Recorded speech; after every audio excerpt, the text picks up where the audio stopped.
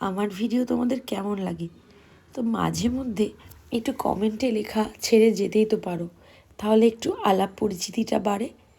আর কে কোথা থেকে আমার ভিডিও দেখো, যারা যারা এখনও পর্যন্ত আমার লাইভে জয়েন করো না, শুধুমাত্র আমাদের ভিডিওই দেখো, তারা তো একটু কমেন্টে যদি লেখা না ছেড়েই যাও, তাহলে তোমাদের সাথে তো পরিচিতি আলাপটা বাড়বেই না, তাই না? আর এইটা হচ্ছে আমার বন্ধুর বাড়ি রটন্তী কালী পুজো, তাই তার বাড়িতে যাওয়ার জন্য আমাকে সকালবেলা থেকে তার বাড়িতে উপস্থিত থাকতে হবে। এটা তার আর্জি বলতে পারো। হ্যাঁ, তোকে উপস্থিত থাকতেই হবে, ঠিক 9টার মধ্যে আমার বাড়ি চলে আসবি। আমি বললাম, তোর বাড়িতে গিয়ে কী করবো এত তাড়াতাড়ি? আমার ভোগ রান্না তো দুপুর থেকে। উনি কোনো কথা শুনবেন না, আমাকে ওনার বাড়িতে 9টার সময় প্রেজেন্ট থাকতে হবে। আসলে ওর বাড়ির এটা হচ্ছে 3 নম্বর পুজো, 3 বছর হচ্ছে রটন্তী কালী পুজো। ও ভীষণ মা কালীকে বিশ্বাস করে, ভরসা করে, এবং খুব, তাই ওর ইচ্ছেতে এটা কোনো মানসিকের পুজো না, ওর ইচ্ছেতে এই পুজোটা বাড়িতে হয়। তো এই 3 বছর ধরেই ওদের বাড়িতে পুজো, আর 3 বছর ধরেই আমি ওদের বাড়ির ভোগ রান্নাটা করি। মানে এই বড় একটা দায়িত্ব আমার ঘাড়ে বলতে পারো। তো দেখো, আমার বাড়িতে পুজো মানেই ভোগ রান্না, অন্নভোগ দেওয়া হয়। এবার নিজের বাড়ির রান্না আর অন্যের বাড়িতে রান্না করতে গেলে, মানে অন্য বাড়িতে, সেটা বন্ধুর বাড়ি হোক, ওরা আমাদের খুবই ক্লোজ, কিন্তু যখন দেখবে বাড়িটা চেঞ্জ হয়, একটু টেনশান হয় ভোগ রান্না করতে গেলে। কারণ দেখো, বাড়ির রান্না আমরা একটু টেস্ট করে দেখতে পারি যে কেমন হয়েছে, লবণ বা নুন কম বেশি, কিন্তু ভোগ রান্নায় তো আর সেটা চলে না। তাই একটু টেনশান অবশ্যই কাজ করে। হ্যাঁ, আগে বেশি টেনশান হতো, এখন টেনশানটা আস্তে আস্তে অনেক কমে গেছে। তো যারা যারা এরকম ভোগ রান্না করো, সবারই এরকম একটা এক্সপিরিয়েন্স কিন্তু নিশ্চয়ই আছে। তো চলো, ওদের বাড়িতে চলে গেলাম। আর হ্যাঁ, শাড়ি পরেছিলাম। আমি এই শাড়ি পরার সুযোগগুলো কিন্তু মিস করি না, কক্ষণও না। সেটা তুমি বিয়ে বাড়ি হতে পারো, যে কোনো অকেশন হতে পারো, আসলে শাড়ি পরতে এত ভালোবাসি। শাড়ি না পরলে আমার ঠিক, মানে এবার দেখো, রেগুলার শাড়ি পরার অভ্যেসটা এখন ম্যাক্সিমাম মানুষদেরই কিন্তু নেই। এবার সুযোগ কেন ছাড়বো বলো তো? তাই শাড়ি টাড়ি পরে এবার মেয়েদের দেখবে একটা ব্যাপার, শাড়ি পরার আগে কোন শাড়ি পরবো, আলমারিতে ভর্তি শাড়ি, কিন্তু কোন শাড়িটা পরবো সেই নিয়ে কিন্তু আমরা সব সময়তেই কনফিউজড যে কোনটা পরবো। আলটিমেট একটা শাড়ি চুজ করলাম। দেন শাড়ি আমি খুব একটা ভালো পরতে পারি না, তাই অলওয়েজ মা শাড়ি পরিয়ে দেয়। তারপরে রেডি সেডি হয়ে যতটুকুনি মিনিমাম সাজগোজ দরকার ততটুকুই সেজেছি। দেন চলে গেলাম বন্ধুর বাড়িতে। গিয়ে দেখলাম সবাই পুজোর জোগাড় করছে, আমাকে কোনো দায়িত্বে নেই, মানে আমি পুজোর জোগাড় বলতে পারো বা কোনো কিছুর দায়িত্বে নেই। গিয়ে সারাদিন মজা করব।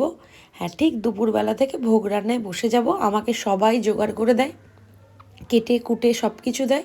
আমি জাস্ট কড়াইয়ের সামনে বসে, গ্যাসের সামনে বসে রান্নাটা করব, খুন্তিটা নাড়াবো, আর কিচ্ছু আমাকে করতে হয় না। তবে প্রচুর রান্না হয়েছিল। আর একটা ব্যাপার, দুপুরবেলাতে এই ঠাকুর আনতে যাওয়াটা কিন্তু বেশ একটা মজার ব্যাপার। এই বাড়িটা হয়তো আমার বন্ধুর বাড়ির পুজো, কিন্তু এত মনে হয় যে মানে আমার নিজের বাড়ি। কারণ টোটাল রিচুয়ালস থেকে শুরু করে সব কিছুতে আমি প্রেজেন্ট থাকি, এবং 3 বছর ধরেই রয়েছি। তো ঠাকুর আনতে যাওয়াটা একদম ধরো বাড়ি থেকে হয়তো 1 কিলোমিটারও না, সেখানে তাই পায়ে হেঁটেই চলে যাই সবাই মিলে। ঠাকুর নিয়ে আসা একটা বেশ অন্যরকম ভালো লাগে। তো এই বরণ টরণ করে মাকে ঘরে আনা, দেন সব জোগাড়। আমার দায়িত্ব সারাদিন শুধু ভিডিও করব। 3 বছর ধরেই ওদের টোটাল ভিডিওটা আমি করি, কারণ আমার ভালো লাগে ভিডিও করতে, এই মোমেন্টগুলোকে ক্যাপচার করে রাখতে। হয়তো আমি এই প্ল্যাটফর্মে এখন নতুন, কিন্তু আমি বরাবরেরই ভিডিও করি। হয়তো ইউটিউবে আমার ছাড়া হতো না ভিডিও, কিন্তু আমি ভিডিওগুলো করতাম অন্য প্ল্যাটফর্মে দেওয়ার জন্য, আমার ভালো লাগে। দেন ঠাকুরকে সাজানো, ঠাকুর মা আসার পরে মাকে তার যা যা পরানোর সব কিছু দেওয়া, এগুলো তারা করা হচ্ছিল, এদিকে আমি শুধু ভিডিও করছিলাম। আর ঠান্ডাটা কিন্তু বেশ অনেকটা কম, তাই না বলো? হ্যাঁ, দুপুরবেলাতে এবার দেখো শাড়ি পরেছি, আর শাড়ি পরলে কি সোয়েটার চাদর নিতে ভালো লাগে? একদম না। সেজে গুজে দেখবে বিয়েবাড়ি যাবে যখন, বা কোনো অকেশানে যাবে, তখন মেয়েরা স্পেশালি, তখন কিন্তু আর ঠান্ডা লাগে না। এটা কিন্তু সবার। আমি সাজবো আর শাড়ি, মানে তোমার সোয়েটার, জ্যাকেট, চাদর পরে সবটা ঢেকে যাবে, সেটা কি সম্ভব? না, ঠান্ডাটা কিন্তু সহ্য করেই নেবো অ্যাটলিস্ট। দেন ঠাকুরকে এই মালা টালা দিয়ে সাজানো হলো, আর এদিকে তারপরে রান্না করতে এবার ফাইনালি বসবো। তো রান্নায় অনেক রকম পদ ছিল।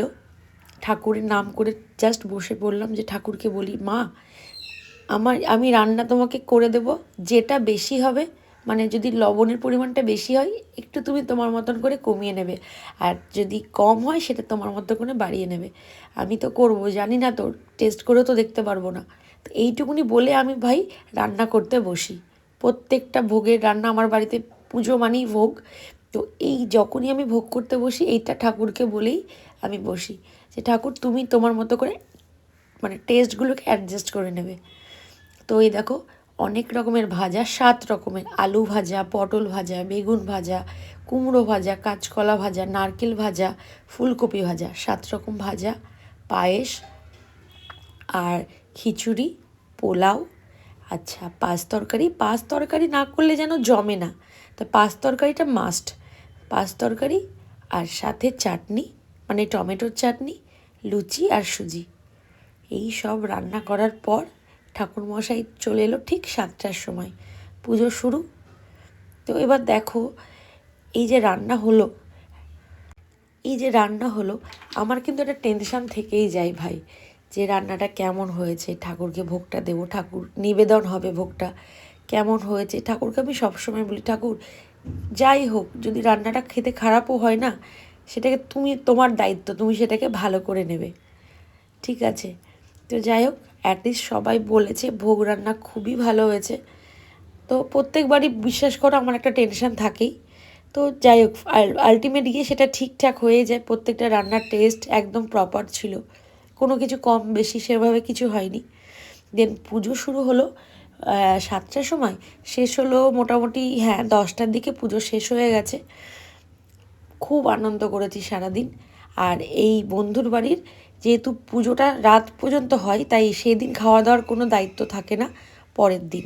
চলো আজ তাহলে আসি, টাটা।